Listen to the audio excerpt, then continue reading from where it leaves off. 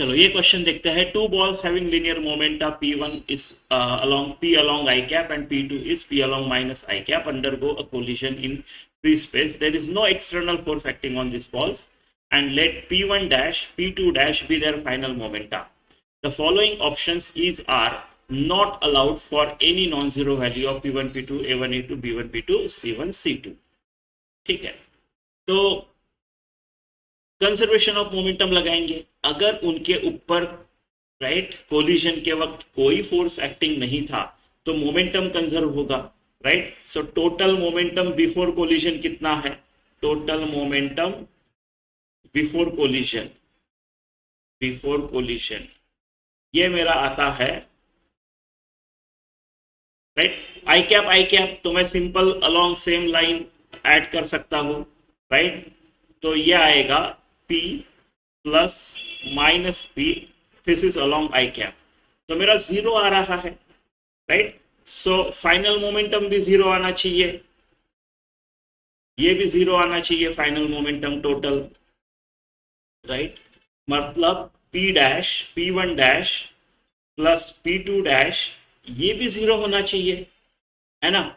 इस चीज का यूज करके ऑप्शंस चेक करते हैं, इनमें से कौन सा पॉसिबल नहीं है।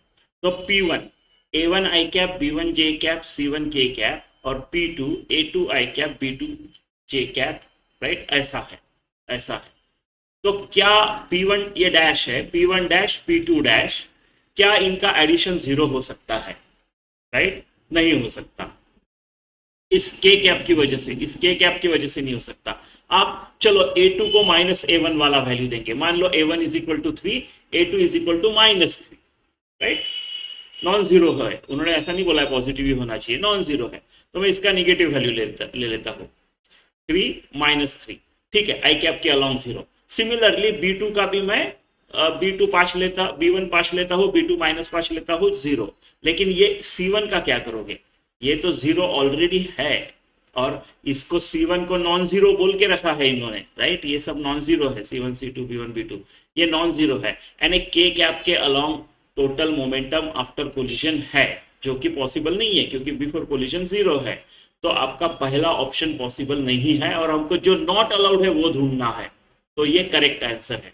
This is not allowed, not possible, right, as per अपना कंजर्वेशन ऑफ मोमेंटम अलाउड नहीं है।